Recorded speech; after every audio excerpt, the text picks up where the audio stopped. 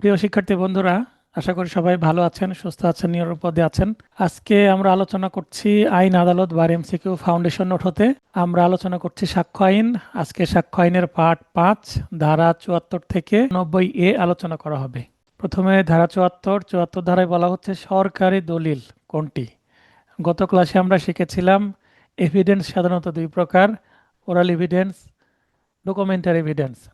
Documentary evidence আবার দেখলাম দুই প্রকার, একটা হচ্ছে প্রাথমিক আর একটা হচ্ছে মাধ্যমিক, মানে প্রাইমারি এভিডেন্স, সেকেন্ডারি এভিডেন্স। আজকে আবার দেখছি যে এই যে প্রাইমারি হোক আর সেকেন্ডারি হোক, এই ডকুমেন্টারি এভিডেন্স আবার অন্যভাবে দুই প্রকার, কি একটা সরকারি আর একটা বেসরকারি। তো আমরা আজকে ভালোভাবে শিখবো সরকারি এবং বেসরকারি। প্রতি বছর এই সরকারি বেসরকারি এখান থেকে একটা বা দুইটা প্রশ্ন আসেই। তো আশা করছি আপনাদের সময়ও একটা বা দুইটা প্রশ্ন এখান থেকে পাবেন। সরকারি দলিল 1 নম্বরে হচ্ছে যে সকল দলিল সার্বভৌম কর্তৃপক্ষের। সার্বভৌম কর্তৃপক্ষ বলতে কোনো রাষ্ট্রকে বোঝাচ্ছে, কারণ রাষ্ট্রের সার্বভৌম ক্ষমতা আছে। এটা বাংলাদেশ হতে পারে বা অন্য কোনো সার্বভৌম কর্তৃত্ব বা দেশ। জি। সরকারি প্রতিষ্ঠানের বা যে কোনো ট্রাইব্যুনালের, বাংলাদেশ বা কমনওয়েলথ কান্ট্রির বা বিদেশি আইন প্রণয়নকারী, যারা আইন প্রণয়ন করতে পারে, মানে যাদের কি আছে, আইনসভা বা পার্লামেন্ট আছে। দেশ থাকলে তো পার্লামেন্ট থাকবেই। বিচার বিভাগীয়, শাসন বিভাগীয়, কোনো অফিসারের কার্য বা কোনো কার্যের লিপিবদ্ধ বিবরণ, সবগুলোই কি সরকারি দলিল হিসেবে কি হবে, বিবেচিত হবে। আর 2 নম্বর হচ্ছে বাংলাদেশের জনসাধারণের জন্য রক্ষিত ব্যক্তিগত দলিলের রেকর্ড, সেটাও কি সরকারি সরকারি দলিল। দলিল। যেমন আপনি যদি একটা জমি কেনেন, তাহলে একটা সেল ডিড তৈরি হবে বা বিক্রয় কবলা দলিল তৈরি হবে। এই দলিলের মূল কপিটা আপনার কাছে চলে আসবে, কিন্তু এই দলিলের যদি আপনি সার্টিফাইড কপি তুলতে চান, তাহলে সাব রেজিস্ট্রার বরাবর আবেদন করলে আপনাকে কি দিবে, একটা সার্টিফাইড কপিও দিবে আপনি চাইলে। তাহলে আপনার মূল দলিল তো আপনার কাছে আছেই, আবার সার্টিফাইড জি। কপিও তোলা যাবে। সার্টিফাইড কপিটা কোথায় থেকে দেয়? তাদের কাছে ভলিউম থাকে, সরকারি। বালাম বই। হ্যাঁ, জি। বালাম বই, বড় বড় বই। সে বইয়ে কিন্তু আপনার যে দলিলগুলো রেজিস্ট্রি হয়, সরকার ফি নেয় রেজিস্ট্রি করার জন্য সাব রেজিস্ট্রি অফিসে, সেগুলো রেজিস্ট্রি হয়েছে এই মর্মে কি বালাম বইয়ে নোট থাকে যে এত তারিখের এই ব্যক্তির মধ্যে এই দলিলটি সম্পাদিত হলো এবং দলিলের বিষয়বস্তু এই পুরোটা নোট থাকে। এরপরে আপনি যতবার সার্টিফাইড কপি চাইবেন, ততবার ওই বিষয়বস্তু বিষয়ে ওই দলিলের হুবহু বর্ণনার একটা সার্টিফাইড কপি হাতে লেখা অথবা কম্পিউটারে টাইপ করা আপনাকে দিবে। ঠিক আছে। এখন যে জি। বালাম বইটা, এই বালাম বইটা কোথায় থাকে? সাব রেজিস্ট্রি অফিসে। সাব রেজিস্ট্রি অফিস সরকারি অফিস না বেসরকারি অফিস? সরকারি অফিস স্যার। সরকারি। তাহলে সরকারি অফিস। তাই এখানে বলা হচ্ছে বাংলাদেশের সর্বসাধারণের জন্য রক্ষিত বা সংরক্ষিত ব্যক্তিগত দলিলের রেকর্ড। রেকর্ড কোথায় থাকবে? রেকর্ড রুমে থাকবে। সাব রেজিস্ট্রি অফিসে রেকর্ড রুম থাকতে পারে, যে কোনো আদালতের SA record room, RS record room, CS record room, এগুলো যেগুলো সংরক্ষণ করবে সরকার, সেগুলোই রেকর্ড রুমে থাকবে। তো রেকর্ড রুমে যে কপিটা থাকে সেটাকে বালাম বহি বলা হয়। হ্যাঁ, বা রেকর্ড বহি, যেটাই বলেন না কেন, এটা কি সরকারি দলিল। কিন্তু আপনি, আপনার কাছে যে দলিল মূলটা দিয়ে দিল, এটা কিন্তু আর সরকারি দলিল না, কারণ কি সেটা আপনার কাছে থাকছে, সেটা তখন ব্যক্তিগত দলিল বা বেসরকারি দলিল। আমি কি বোঝাতে পারলাম এটা? জি স্যার। ক্লিয়ার। মনে করেন আপনি, আবারও বলে দিচ্ছি, এই জায়গায় অনেকে কনফিউশন হয়। আপনি একটা জমি কিনলেন, একটা দলিল তৈরি হলো, দলিলটা আপনাকে দিয়ে দিবে, ওই দলিলটা আপনার কাছে থাকবে, তাই এটা ব্যক্তিগত দলিল। কিন্তু এই দলিলের বিষয়বস্তু বালাম বইয়ে নোট থাকবে, যেন পরবর্তীতে আপনার দলিল হারিয়ে গেলে বা কোনো সমস্যা হলে আপনি সেইটা আবার সার্টিফাইড কপি নিতে পারবেন। শুধু আপনি না, যে কোনো ব্যক্তি চাইলেই সার্টিফাইড কপি তুলতে পারবে যে কোনো দলিলের। দলিলের পক্ষ হওয়ার দরকার নাই, শুধু আচ্ছা আচ্ছা।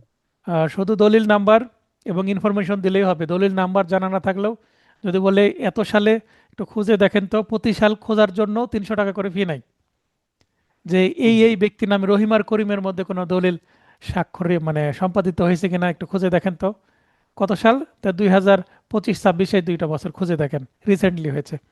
খুঁজলো, খুঁজে যদি পাওয়া যায় এখন দেন, যে কোনো ব্যক্তি নিতে পারবে, ওই দলিলের পক্ষ হওয়ার দরকার নেই। তাই বলা হচ্ছে সর্বসাধারণের জন্য, যে কোনো ব্যক্তি, ফর জেনারেল পিপল। বুঝতে পারলেন? জি স্যার। কারণ ওই দলিলটা আপনি যদি আবার কিনতে চান তাহলে আপনি দেখবেন যে হ্যাঁ, এই তফসিলভুক্ত সম্পত্তি কেউ আবার, আপনি যার কাছ থেকে কিনতে চাচ্ছেন, রহিমের কাছ থেকে কিনতে চাচ্ছেন, রহিম আবার এটা কারো কাছে বিক্রয় করে রাখছে কিনা অনেক সময় সার্চ করতে হয়, তাই না? জি যদি বিক্রয় করে রাখে আপনাকে ঠকানোর জন্য, আপনার কাছে আবার ডাবল বিক্রয় করার চেষ্টা করছে, এরকম যদি হয় অনেক সময় সার্চ করার দরকার হয়। তো এই হলো সরকারি দলিল, যতটুকু আছে বিয়ার একটা এতটুকুই আছে, কিন্তু আপনাদের সুবিধার্থে আমি সরকারি দলিলের কিছু উদাহরণ দিয়ে দিয়েছি। এই উদাহরণগুলো আমি কোথায় পেয়েছি? এই উদাহরণগুলো পেয়েছি বিগত বার কাউন্সিল পরীক্ষা এবং জুডিশিয়ারির পরীক্ষার এমসিকিউ প্রশ্ন যে অপশন, সেই অপশন থেকে আমি এগুলো আপনাদের জন্য সংগ্রহ করেছি। এছাড়াও আমি কিছুটা রিসার্চ করেও বের করেছি। তাহলে আপনাদের কি হবে, সুবিধা হবে, তাই না? জি জি জি certified copy of registered power of attorney. Registered power of attorney যদি কেউ সার্টিফাইড কপি নিতে চাই, সেটা সরকারি দলিল হিসেবে ট্রিট হবে। কমনওয়েলথ সচিবালয়ের দাপ্তরিক পত্র, কমনওয়েলথ সচিবালয়ের দাপ্তরিক পত্র, দাপ্তরিক মানে অফিসিয়াল কোনো লেটার, মানে formal letter.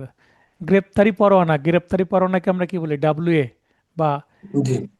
Warrant of arrest. Warrant of এই ওয়ারেন্ট অফ অ্যারেস্ট কি করে সরকারি দলিল? এটা ইস্যু করে কে? কোর্ট করে, আদালত।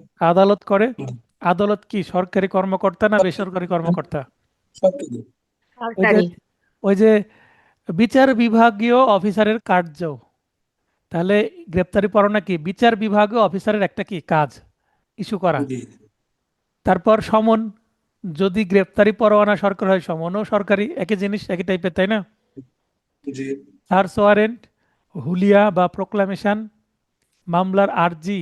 আচ্ছা, মামলার আর্জি, কোনো সিভিল মামলা যদি আপনি করতে চান, আপনি আর্জি রেডি করবেন। রেডি করার পর আপনি অ্যাডভোকেট সাইন করলেন, মক্কেল সাইন করলো, কিন্তু এখন আপনার কাছে আছে। এটা আদালতে জমা দেওয়ার পরে যদি মামলা নাম্বার পড়ে, তখন সেটা কি আর্জি হিসাবে ট্রিট হবে, তাই না? জি জি যখন আর্জি হিসাবে ট্রিট হবে তখন এটা কি নথির একটা অংশ হয়ে যাবে না? জি জি হ্যাঁ, এবং এই সে আর্জিতে সই পড়বে সরকারি অফিসারের, কোর্টের সেরেস্তাদারের। তাই আর্জিটা কি হয়ে যাবে, সরকারি দলিল। কিন্তু এটা যখন আপনার কাছে ছিল, যতক্ষণ আপনি দাখিল করছেন, তখন মামলার অংশ হয়নি, তখন সেটা ব্যক্তিগত হতে পারে। কিন্তু যখন আপনি জমা দিয়ে দিচ্ছেন, তখন সেটা কি আরজি, এবং সেটা কি অবশ্যই সরকারি দলিল। তার মানে মামলা নথিতে যা কিছু থাকে সবই সরকারি দলিল। ঠিক আছে? স্যার ক্রিমিনাল মামলার ক্ষেত্রে স্যার। ক্রিমিনাল মামলার ক্ষেত্রেও তাই, ক্রিমিনাল মামলার ক্ষেত্রেও যদি জিআর মামলার এজাহার সরকারি দলিল। ঠিক জি আছে? জি ঠিক আছে। জি এফআইআর সরকারি দলিল, বা সিআর জি জি মামলার অভিযোগ বা নালিশি দরখাস্ত, সেটাও সরকারি দলিল। নারাজি পিটিশন, সেটাও সরকারি দলিল। জমা দেওয়ার পরে সেটার নাম পায়, জমা দেওয়ার আগে তো এটার কোনো ভ্যালুই নাই। ভ্যালু আছে কি? জি যেমন না আমার কাছে ওই সিআর মামলার কি আছে, কপি আছে, হ্যাঁ। যেমন আমি মামলা করলাম, মামলা করার সময় একটা কপি আমি আমার কাছে রেখে দিলাম। এইটা যদিও অভিযোগ, কিন্তু এটার অভিযোগের কপি, মূল অভিযোগ না। মূল অভিযোগ কোথায় আছে? আদালতে আদালতে। জমা আছে, নথিতে। আদালত। ঠিক আছে? এটাকে আমি অভিযোগের জি কপি বলতে পারবো, এটা অভিযোগ বলতে পারবো না, কারণ এটা নথির অংশ নয়। এটা আমার নথির অংশ, অ্যাডভোকেটের ব্যক্তিগত নথির অংশ। তাই এটা ব্যক্তিগত দলিল। ক্লিয়ার হচ্ছে বিষয়গুলো? জি জি জি জি জবাব মানে লিখিত জবাব। আর্জি যদি সরকারি হয়, জবাবও সরকারি, মানে একই জি। সেন্সে। যে কোনো আদেশ কে কে দিবে? সরকারি আদালত। কর্মকর্তা বা আদালত, বা আদালতের বাইরেও অন্য প্রশাসনিক আদেশও। জি জি। রায়, ডিক্রি, জন্ম সনদ। জন্ম সনদ কে ইস্যু করে? জনগণের ইউনিয়ন আহ, পরিষদ ইউনিয়ন সরকারিভাবেই হয়। পরিষদ, পৌরসভা বা সিটি কর্পোরেশন, এগুলো সবই কি সরকারের সরকারি অংশ, প্রতিষ্ঠান। সরকারি সরকারি। প্রতিষ্ঠান, তাই না? তাই জি জন্ম সনদ অবশ্যই কি সরকারি দলিল। আপনার কাছে যে জন্ম সনদ আছে, বা জাতীয় মৃত্যু সনদ, মৃত্যু হওয়ার পরে, বা জাতীয় পরিচয়পত্র আপনার আছে, জাতীয় পরিচয়পত্র যদিও আপনার কাছে আছে, তো এটা সরকারি দলিল, এটা সরকারি সম্পদ, আপনার কাছে দেওয়া হয়েছে ব্যবহারের জন্য। অনেকে মনে করে আমার জাতীয় পরিচয়পত্রটা আমার ব্যক্তিগত না, এটা আপনি তৈরি করেননি তো, সরকার আপনাকে তৈরি করে দিয়েছে। দিয়ে সরকারি দলিল, এটা রক্ষণাবেক্ষণ করা কি আপনার দায়িত্ব। দায়িত্ব, দায়িত্ব। এটা কর্তব্য। হারিয়ে গেলে কি বলে? স্থানীয় পোস্ট অফিসে জমা দিতে বলে। জি, লেখা আছে। জি survey and settlement report, survey and settlement report. এখন কেউ যদি এসিল্যান্ডের কাছে কোনো দরখাস্ত করে, এসিল্যান্ড যদি তহসিলদারকে বলে যে সার্ভে করে আমাকে একটা রিপোর্ট দেন, অথবা এডিএম কোর্টে, নির্বাহী কোর্টে মামলা করা হলে এসিল্যান্ডের রিপোর্ট চাচ্ছে, তখন সার্ভেয়ার করতে যাবে সার্ভে এবং একটা রিপোর্ট তৈরি করবে। তাহলে এই সার্ভেয়ারকে, সরকারি সার্ভেয়ার, এসিল্যান্ডকে জি সরকারি একজন কর্মকর্তা, তাদের রিপোর্ট কি? সরকারি দলিল। এসিল্যান্ডের স্বাক্ষর থাকে এই রিপোর্টে। যে কোনো খতিয়ান, রেকর্ড, পর্চা সবই কি সরকারি দলিল। নকশা সরকারি দলিল। সিআরপিসির 164 ধারায় প্রদত্ত বক্তব্য বা দোষ স্বীকারোক্তি কে লিপিবদ্ধ করে কোনো ম্যাজিস্ট্রেট, তাই এটা সরকারি জি দলিল। ম্যাজিস্ট্রেট। এটা সরকারি দলিল, বুঝতে পারছেন? জি কোর্ট ফি, কোর্ট ফিটা কি? সরকারি দলিল। কোর্ট ফি সরকারি চিনেন কোর্ট ফি চিনেন আপনারা? জি, দেখেছি। এই দেখেন কোর্ট ফি, এটা 10 টাকা মূল্যের কোর্ট ফি।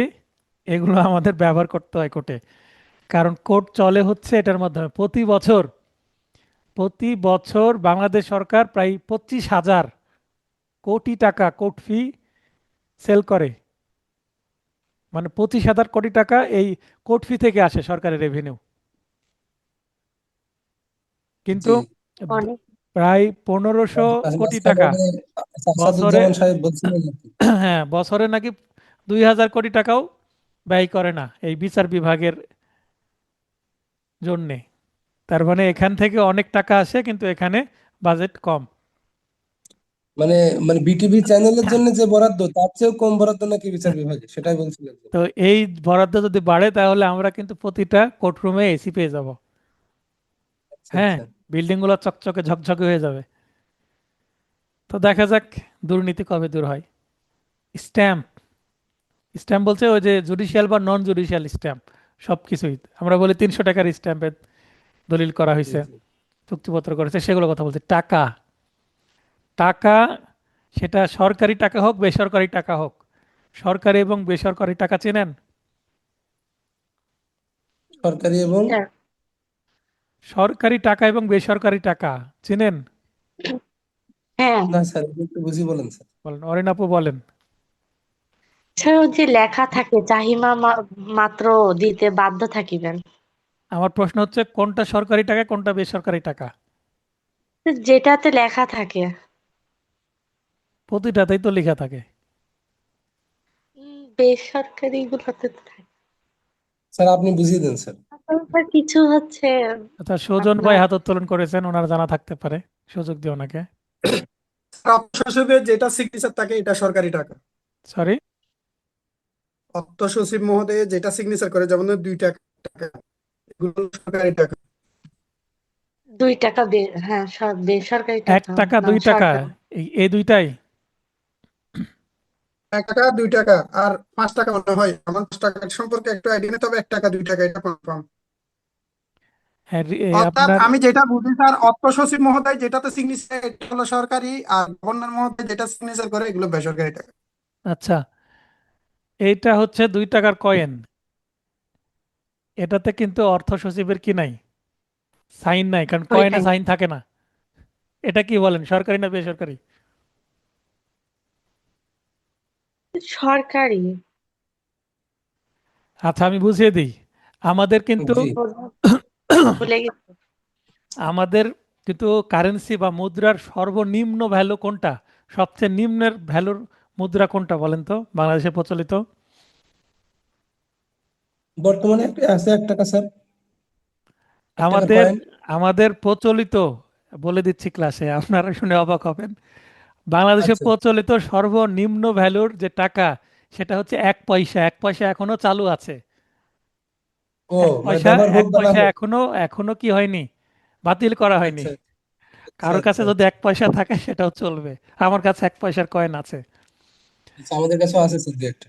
তো 1 পয়সা, 5 পয়সা, 10 পয়সা, হ্যাঁ, 25 পয়সা, 50 পয়সা, 1 টাকা, 2 টাকা এবং সর্বশেষ 5 টাকাকে সরকারি টাকা হিসাবে বা কারেন্সি হিসাবে স্বীকৃতি দেওয়া হয়েছে। 5 টাকা কিন্তু ছিল না, 5 টাকাটাও বেসরকারি ছিল।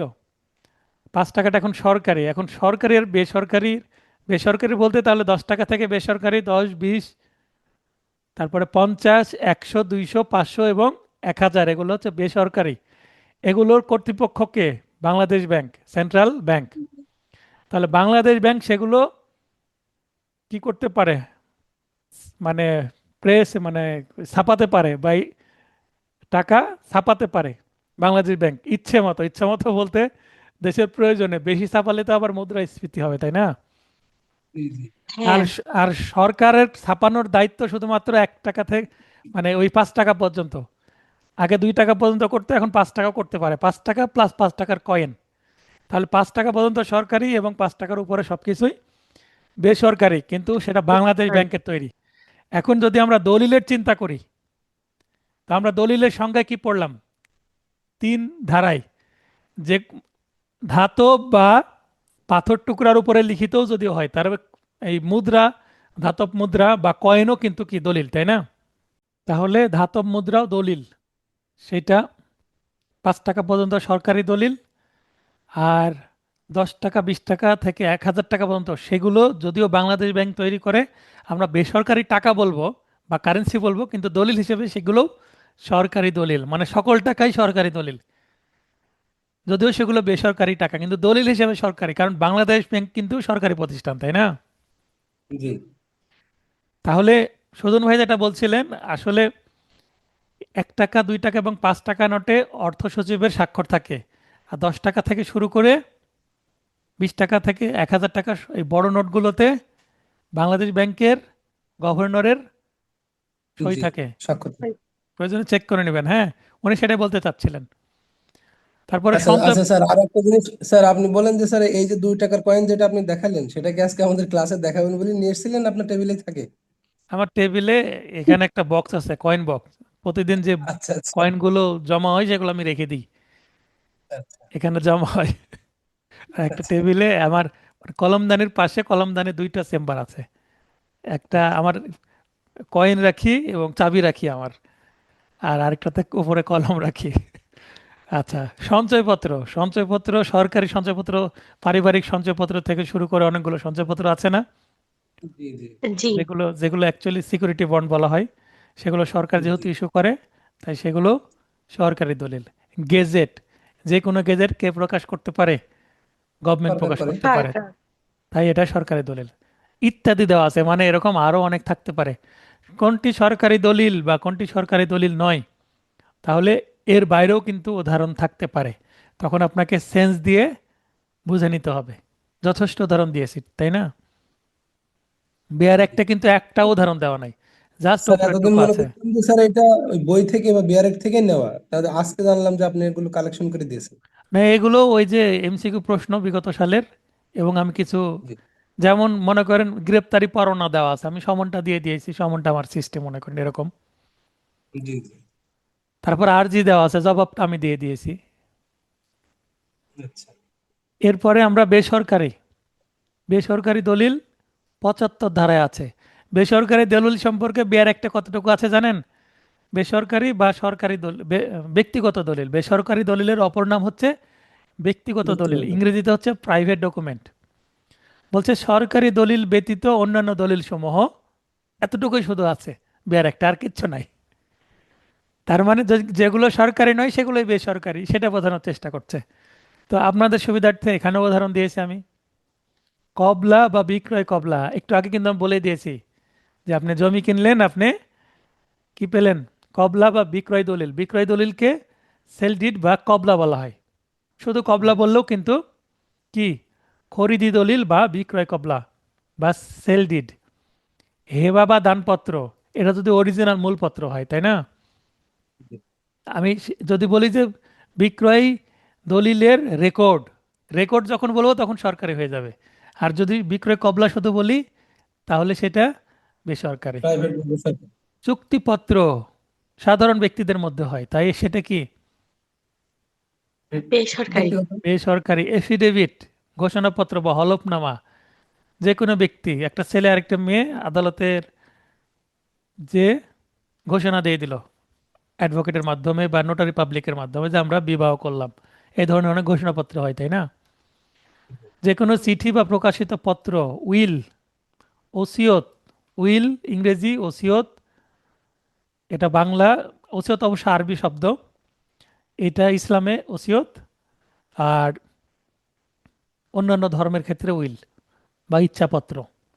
তদন্তকালে পুলিশের দিনপঞ্জি, তাহলে পুলিশের দিনপঞ্জিকে বলা হচ্ছে কেস ডায়েরি। ঠিক আছে, কেস ডায়েরি পুলিশ নিজের ব্যক্তিগত কাজে ব্যবহার করে, এটার কোনো এভিডেন্সিয়াল ভ্যালু নাই, সাক্ষ্যগত কোনো মূল্য নাই। এবং যদিও পুলিশ সরকারি কর্মকর্তা, কিন্তু সেটা তার ব্যক্তিগত কাজের জন্য, মানে ওইটা ব্যবহারের উদ্দেশ্য হচ্ছে ব্যক্তিগত। বুঝতে পেরেছেন? তাহলে তিনি কেস ডায়েরি তৈরি করেন কিসের জন্য? তদন্ত পরিচালনার উদ্দেশ্যে। তার মানে তদন্তের হেল্প হওয়ার জন্য তিনি নোট রাখেন। তদন্ত করার পর আউটপুট হিসেবে কি আসে? চার্জশিট আসতে পারে, এফআরটি আসতে পারে, এর সাথে অন্যান্য অংশগুলো আসবে, মেডিকেল রিপোর্ট আসতে পারে, কেমিক্যাল রিপোর্ট আসতে পারে, সেগুলো আদালতে জমা হবে। সেগুলো তো ওসি সই সই করবে, হ্যাঁ, মানে থানার ভারপ্রাপ্ত কর্মকর্তা সই করে পাঠিয়ে দিবে। যদি পিবিআইকে তদন্ত করতে দেয়, পিবিআইয়ের ওই যে আইও তিনি সই করে পাঠাবেন। প্রকাশিত কবিতা, বিভাগীয় অনুসন্ধানে ম্যাজিস্ট্রেট কর্তৃক লিপিবদ্ধকৃত বিবৃতি, তাহলে অনুসন্ধান বা ইনকোয়ারিতে তিনি বিবৃতি লিপিবদ্ধ করেছেন। এটা কিন্তু বিচার কার্য করতে গিয়ে উনি লিপিবদ্ধ করেননি। আদালতে বসে বিচার কার্য যদি লিপিবদ্ধ করেন তাহলে সেটা কি হবে? সেটা সেটা সরকারি হবে। কোনো কোনো মামলার অর্ডার শিটের অংশ হবে। অর্ডার জি শিটের অংশ হয়ে গেলেই কার্যপ্রণালীর কোনো একটি দিনের আদেশ লিপি হলে সেটা সরকারি, কিন্তু অনুসন্ধানে যদি হয় সেটা বিচার বিভাগীয় হোক আর না হোক, সেটা ব্যক্তিগত। কারণ তিনি তিনি নিজের প্রয়োজনে সেটা নোট নিচ্ছেন এবং এটার উপরে ভিত্তি করে উনি একটা আউটপুট দিবেন।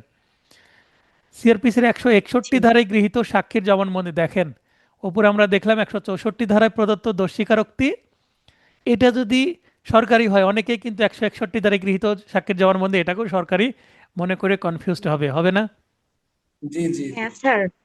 উপরেরটা ম্যাজিস্ট্রেট নেয়, নিচেরটা পুলিশ নেয়, পুলিশও তো সরকারি। জি কিন্তু পুলিশের জি এই যে 161 ধারার যে জবানবন্দি, এটার কোনো কি নাই, এভিডেন্সিয়াল ভ্যালু নাই। ভালো না, ভালো না। ভ্যালু নাই।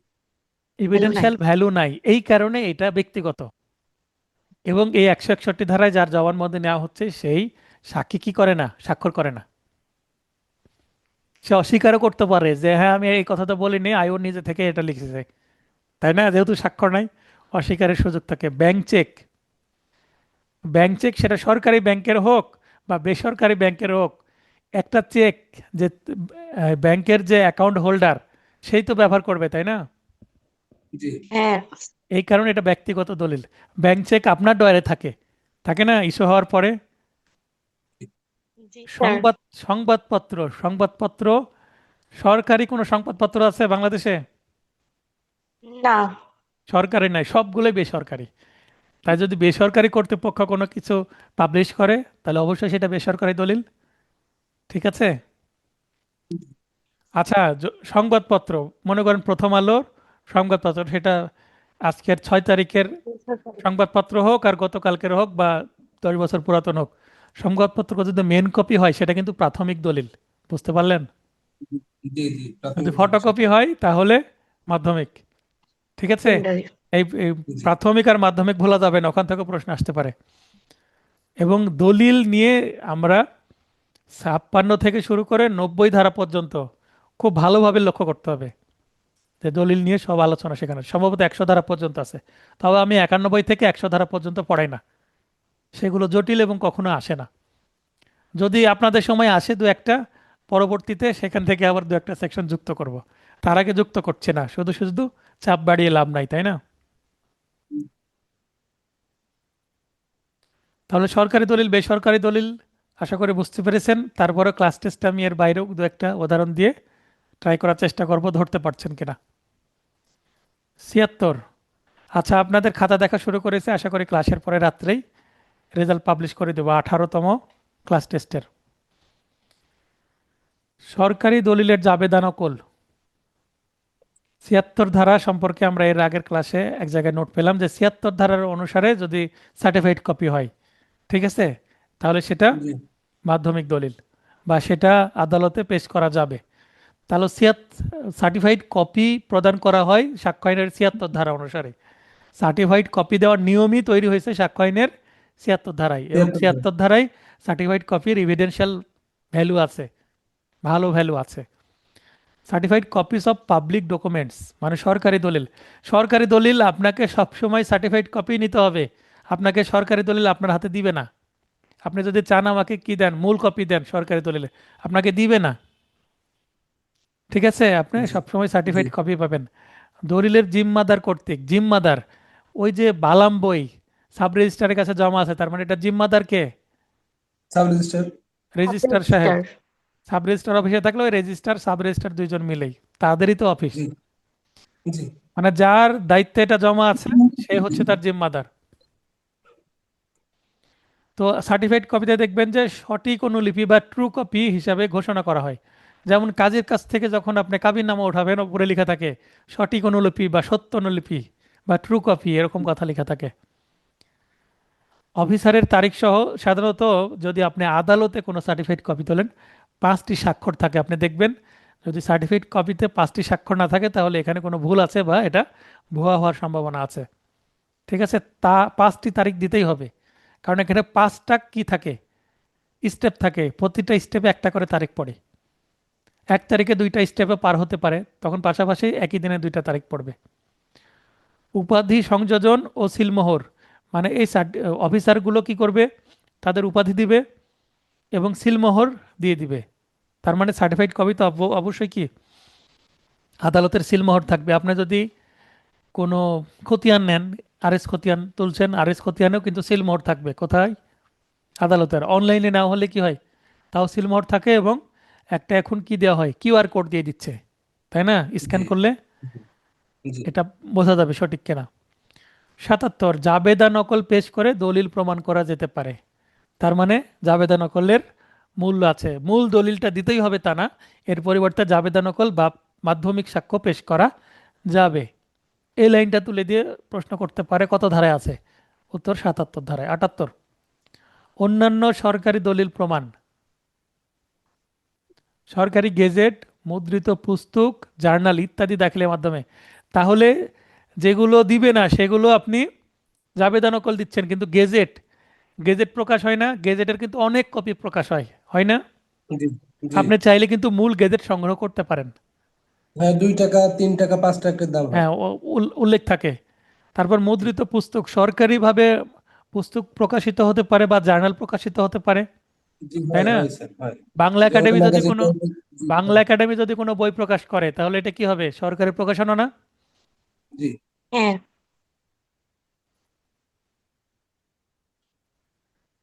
৭৯ জাবেদা নকলের বিশুদ্ধতা সম্পর্কে অনুমান।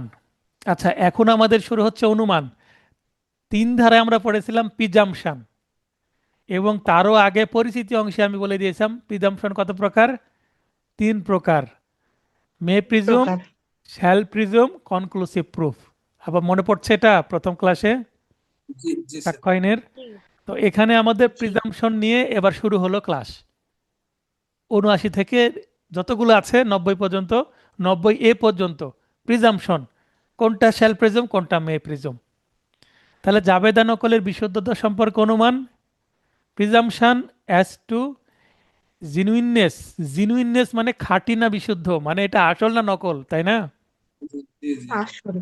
অফ সার্টিফাইড কপিস, তাহলে নির্দেশিত পদ্ধতিতে প্রণীত হলে জাবেদা নকল যেভাবে প্রণয়ন করা দরকার সেইভাবে যদি প্রণীত হয় ৭৬ ধারায় যেভাবে বলা হয়েছে, তাহলে যথার্থ বলে আদালত অবশ্যই অনুমান করবে। তার মানে এইটা শ্যাল প্রিজুম। তার মানে জাবেদা নকল, যদি কোনো কিছুর জাবেদা নকল আমি আদালতে দিই, আদালত এটা সঠিক বলে কি করবে, শ্যাল প্রিজুম করবে, ঠিক আছে। আচ্ছা। যতক্ষণ না অপর পক্ষ বলছে এটা জাল, জাল বলে প্রমাণিত হচ্ছে, ততক্ষণ পর্যন্ত এটা শ্যাল প্রিজুম, আদালত অবশ্যই মেনে নেবে এটা সঠিক, ঠিক আছে। তার মানে একটা আপনি এভিডেন্স আদালতে দিচ্ছেন, এই এভিডেন্সের মূল্য আদালত কতটুকু দিবে, এটাই ধরে নিতে হবে যে শ্যাল প্রিজম না মে প্রিজম না conclusive proof. Conclusive proof, Realme phone যিনি ব্যবহার করছেন দয়া করে স্ক্রিনের বিভিন্ন ফাংশনে প্রবেশ করবেন না, গত ক্লাসে আপনাকে রিমুভ করেছিলাম। 81A, 81A কি করা হয়েছে, 22 সালে অ্যামেন্ডমেন্ট করে প্রবেশ করানো হয়েছে। ডিজিটাল মাধ্যমে প্রকাশিত গেজেট সম্পর্কে অনুমান, আমরা এখন প্রিন্টেড গেজেট খুব কম কি ক্রয় করি। কোনো কিছু গেজেট প্রকাশ হলে আমাদের সরকারের একটা ওয়েবসাইট আছে গেজেট প্রকাশের, সেখানে তারিখ অনুসারে গেজেট দিয়ে দেয়। আপনি চাইলেই সেখান থেকে কি করতে পারবেন, ডাউনলোড করে পিডিএফ। নিতে পারবেন, পিডিএফ ডাউনলোড করে নিতে পারবেন। এখন এই পিডিএফটা যদি আপনি ফোনে দেখান, তাহলে এইটাও শ্যাল প্রিজুম করবে কে, আদালত। ডিজিটাল ফর্ম, সেটা গেজেটের কথা বলা হচ্ছে, তাই না? জি 84, 84 বলা হচ্ছে যে আইন ও আদালতের সিদ্ধান্তের রিপোর্ট সংকলন। এই রিপোর্ট সংকলনকে আমরা কি বলি, ডিএলআর, এআইআর, হ্যাঁ, এলআর, এগুলো। ঠিক আছে, এগুলো কি কেস ল, তাই না? জি কেস ল হিসেবে জি আমরা ব্যবহার করি।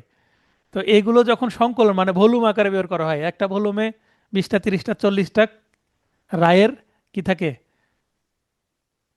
প্রকাশনা থাকে কেস থাকে। একসাথে, হ্যাঁ, জাজমেন্ট থাকে। তো সেগুলো যদি গেজেট হয়, তাহলে সেটা অবশ্যই কি শ্যাল প্রিজম হবে। ঠিক আছে। জি 85, পাওয়ার অফ অ্যাটর্নি যেটাকে আম মোক্তারনামা বলা হয়, এটা সম্পর্কে অনুমান, এটাও শ্যাল প্রিজুম করবেন। আচ্ছা, পাওয়ার of attorney K K issue মানে তৈরি করতে পারেন? Notary public. Power of attorney notary public কি করতে পারেন? নোটারি পাবলিকের মাধ্যমে যদি এটা আমরা কি করি, রেজিস্ট্রেশন করি, এটাও এক প্রকারের রেজিস্ট্রেশন। আদালতেও কিন্তু কি করা যায়, পাওয়ার অফ অ্যাটর্নি তৈরি করা যায়। কোনো জজ সাহেব, ম্যাজিস্ট্রেট, কনুল, ভাইস কনুল, সরকারের প্রতিনিধির সম্মুখেও সম্পাদিত ও অনুমোদিত হলে সেটা অবশ্যই শ্যাল প্রিজুম হবে। আপনি পাওয়ার অফ অ্যাটর্নি টাইপ করলেন কম্পিউটারে বা হাতে লিখলেন, লিখার পর প্রিন্ট করে রেখে দিলেন, উভয় পক্ষে স্বাক্ষর নিলেন, কিন্তু নোটারি পাবলিক বা কোনো কোথাও কি করলেন না, সেটা রেজিস্ট্রি করলেন না জি বা অথরাইজ করলেন না, তাহলে জি সেটা কি হবে না, সেলফ প্রিজুম হবে না, বা সেটার পাওয়ার প্যাটার্ন হিসেবে মূল্যায়নই থাকবে না, কারণ সেটা প্রপারলি এক্সিকিউশন হয়নি, তাই না? জি জি জি স্যার। আমি মনে করেন যে একটা মামলা লিখলাম, লিখার পরে মক্কেলে স্বাক্ষর দিলাম, তা আমার স্বাক্ষর দিলাম না, আমার সিল দিলাম না, আদালতে দিলে আদালত নিবে, বলবে স্বাক্ষর দেন না সিনিয়র বা জি লার্নেড স্বাক্ষর দেন এবং আপনার সিল দেন, কারণ আইনজীবীর স্বাক্ষর সিল লাগবে, না হলে এটা প্রপারলি এক্সিকিউশন হবে না, তাই না? জি 85A, এই যে ABC, এগুলো হচ্ছে 22 সালের অ্যামেন্ডমেন্ট, এগুলো ডিজিটাল। 22 সালের মূল ফোকাসই হচ্ছে ডিজিটাল ডিজিটাল। এভিডেন্সগুলোকে এভিডেন্সিয়াল ভ্যালু দেওয়া। ডিজিটাল মাধ্যমে সম্পাদিত চুক্তি সম্পর্ক অনুমান, এটাও কি শ্যাল প্রিজুম করবে আদালত।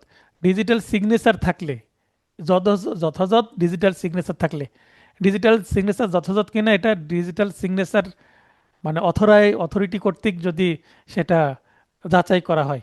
ঠিক আছে, এটা সম্পর্কে আমরা জি আগের ক্লাসে জেনেছি। 85B, ডিজিটাল রেকর্ড ও ডিজিটাল সিগনেচার সম্পর্কে অনুমান, বিপরীত কিছু প্রমাণিত না হলে, মানে এটা যে জাল নয়, এটা টেম্পার করা হয়নি, হ্যাঁ, এডিট করা হয়নি, এরকম যদি প্রমাণিত না হয়, সেক্ষেত্রে শ্যাল প্রিজুম করবে, মানে শ্যাল প্রিজুম মানে ভালো ভ্যালু আছে। শীতে বলা হচ্ছে ডিজিটাল সিগনেচার সার্টিফিকেট সম্পর্কে অনুমান, বিপরীত কিছু প্রমাণিত না হলে, অর্থাৎ যথাযথ কর্তৃপক্ষ যদি এটি ইস্যু না করে, এরকম প্রমাণিত হয় বা টেম্পার্ড হয়েছে এরকম হয়, তাহলে এটা শ্যাল প্রিজম। মানে এটা যদি ফ্যাব্রিকেশন না হয়, মানে তৈরি নেই, কেউ যদি তৈরি না করে, সরকার কর্তৃপক্ষ থেকে যদি আসে, তাহলে এটা শ্যাল প্রিজম। 88, তারবার্তা বা টেলিগ্রাফ সম্পর্কে অনুমান, এটা কি হবে, মে প্রিজম। এটা মে প্রিজম, এটার এভিডেন্সিয়াল ভ্যালু একটু কম। এবং এখন ব্যবহারও কম। তারবার্তা বা টেলিগ্রাফ সম্পর্কে অনুমান, এটা হচ্ছে মে প্রিজম করবে, হ্যাঁ, কিন্তু আদালত জি প্রেরক সম্পর্কে কোনো অনুমান করবে না, এটা কে পাঠিয়েছে সেটা চিন্তা করবে না, এটা কার কাছে এসেছে কিভাবে এসেছে সেটা দেখবে। 88, ডিজিটাল যোগাযোগ সম্পর্কে অনুমান, এটা মে প্রিজম করবে। এখন ডিজিটাল যোগাযোগ ইমেলের মাধ্যমে হতে পারে, হোয়াটসঅ্যাপে হতে পারে, এই যে আপনাদের সাথে আমার এই মুহূর্তে জুমে যোগাযোগ হচ্ছে, এটাও একটা যোগাযোগ, মানে যে কোনো ডিজিটাল মাধ্যমে যোগাযোগ, বা মোবাইলে কল করলাম, এসএমএস দিলাম, এটাও কি ডিজিটাল। তো আলোচনা করছিলাম অনুমান বা প্রিজাম্পশন। ডিজিটাল যোগাযোগ সম্পর্কে অনুমানও মে প্রিজুম, কিন্তু আদালত প্রেরক সম্পর্কে কোনো অনুমান করবে না। 89, নোটিশ প্রদান সত্ত্বেও পেশ করা হয়নি এমন দলিলের যথাযথ সম্পাদন সম্পর্কে অনুমান আইন মোতাবেক সহিমহরকৃত স্ট্যাম্পযুক্ত করে সম্পাদনকৃত মর্মে আদালত অবশ্যই অনুমান করবে। এটা দেখেন ইন্টারেস্টিং। নোটিশ দেওয়া হলো 66 ধারা অনুসারে, নোটিশ পাওয়ার পরে সেই দলিল পেশ করলো না, তার মানে সেই নোটিশ সেই দলিলটা যদি পেশ করে তাহলে হয়তোবা তার বিরুদ্ধে যাবে, তাই যার কাছে আছে সেই দলিলটা পেশ করছে না। এখন আদালত ধরে নিবে যে সেটা সঠিকভাবেই সম্পাদন করা হয়েছে এবং সেটা শ্যাল প্রিজুম হবে। বুঝতে পারলেন? জি তার মানে দিলে সেটা যাচাইয়ের সুযোগ আছে, না দিলে কিন্তু তার বিরুদ্ধেই যাবে, তাই না? জি 89 ফিজিক্যাল ফরেনসিক সাক্ষ্য সম্পর্কে অনুমান, এটা যুক্ত হয়েছে 22 সালের অ্যামেন্ডমেন্টে। বিপরীত কিছু প্রমাণ না হলে এটাও মে প্রিজুম। তারপরে 90 ধারা 30 বছরের অধিক পুরনো দলিল সম্পর্কে অনুমান, যে দলিলটা 30 বছরের অধিক পুরাতন, সেটা যদি যথাযথ হেফাজতকারী অর্থাৎ প্রপার কাস্টডি থেকে আসে তাহলে সেটাকে মে প্রিজুম করবে। অর্থাৎ যে দলিলটা যার কাছে থাকা দরকার, যেমন একটা দলিলের বালাম বই সাব রেজিস্ট্রি অফিসে থাকবে, বাংলাদেশে জি প্রতিটা জেলাতেই সাব রেজিস্ট্রি অফিস আছে। তো জি সংশ্লিষ্ট সাব রেজিস্ট্রি অফিসে যদি সেটার কপি পাওয়া যায় এবং সেখান থেকে যদি আসে তাহলে সেটা কি প্রপার কাস্টডি থেকে আসছে, তাহলে সেটা সম্পর্কে মে প্রিজুম। 89 বা একটা দলিল আপনি সেটার দাঁত, আপনি সেটার গ্রহীতা, এখন এই গ্রহীতার কাছে থেকে যদি আসে পুরাতন, তাহলেই সেটা সঠিক বলে অনুমান করা হবে। সেটা 30 বছরের পুরাতন হতে হবে। 30 বছরের পুরাতন মানে অবশ্যই সেটার পেছনে, যে দলিল কিনলে দলিলের একটা তারিখ দেওয়া থাকে না। জি এখন কেউ যদি মনে করে যে আমি এখন একটা কি করব, কাউকে ঠকানোর জন্য দলিল জাল তৈরি করব, তাহলে সে ব্যাকডেট। 30 বছর পুরাতন স্ট্যাম্প কোথায় পাবে, তাই না? জি জি জি তাহলে এটা একটা টাফ সম্ভব না। বিষয় না, এই কারণেই এটা রাখা জি হয়েছে। 89 5 বছরের অধিক পুরনো ডিজিটাল রেকর্ড সম্পর্কে অনুমান, তাহলে ডিজিটাল রেকর্ড হলে 5 বছরের অধিক, আর ডিজিটাল রেকর্ড না হয়, কাগজের রেকর্ড হয়, তাহলে 30 বছর পুরাতন হতে হবে, তাই না? জি এটাও মে প্রিজম। এখানেও কিন্তু প্রপার কাস্টাডি থেকে আসতে হবে, মানে সঠিক ব্যক্তির দখল থেকে আসতে হবে। আচ্ছা, আমরা যে 89 থেকে শুরু, 79 থেকে শুরু করে 90 এই ধারার অনুমান সম্পর্কে মনে রাখার একটা কৌশল আমি দিয়ে দিয়েছি, ইংরেজিগুলো আছে এখানে। সেকশন প্রিজাম্পশন অ্যাজ টু কি সম্পর্কে প্রিজাম্পশন, এবং শ্যাল প্রিজুম না মে প্রিজুম। এটা দেখেন শ্যাল শ্যাল, এখানে 81টা ওমিটেড, মানে এটা বাতিল করা হয়েছে 1973 সালে। দেখেন এগুলো সবগুলো শ্যাল প্রিজুম, আর এই কয়টা মে প্রিজুম, মাঝখানে আবার একটা শ্যাল প্রিজুম, তারপরে আবার মে প্রিজম, 3টা। ঠিক আছে, আমরা একটু আগে জি যেগুলো পড়লাম এগুলো আমি এখানে একটু সংক্ষেপে দিয়ে দিয়েছি। আর এই যে ষষ্ঠ অধ্যায় 91 থেকে 100, দালিলিক সাক্ষ্য দ্বারা মৌখিক সাক্ষ্য বর্জন। কেউ যদি মুখে একটা কথা বলে, এখন ওই সম্পর্কে অপরপক্ষ যদি দলিল দেখায়, তাহলে দলিলে ভিন্ন কিছু লেখা থাকলে কোনটা মেনে নেবে আদালত? দলিলের যেটা লেখা আছে সেটা মেনে নেবে না? জি জি এটা তো কমন সেন্সের বিষয়, তাই না? জি এখন একজন বলছে যে আমি অমুকের কাছ থেকে বা আসামির কাছ থেকে 5 লক্ষ টাকা পাই, আসামি বলছে স্যার আমার কাছ থেকে 5 লক্ষ না, সে 3 লক্ষ টাকা পাই। এই নিয়ে বাদীপক্ষের 3জন একই কথা বললো যে 5 লক্ষ 5 লক্ষ 5 লক্ষ সবাই, কিন্তু এখানে আসামি এসে ওই দলিলের কপি জমা দিল আদালতে। ওই দলিলে দেখা যাচ্ছে যে হ্যাঁ এখানে 3 লক্ষ টাকা লেখা আছে, তাহলে কার কথা সত্য হবে? দলিলে যা লেখা আছে সেটার কথা সত্য হবে। জি কারণ এর আগে আমরা একটা কি দেখলাম, যে দলিল যেটা থাকবে সেটা প্রিভেল করবে, তাই এইটা। আর এখানে বলেছি যে বিগত সালে কখনো প্রশ্ন আসেনি, তাই আমরা এই 10টা ধারা বাদ দিয়েছি।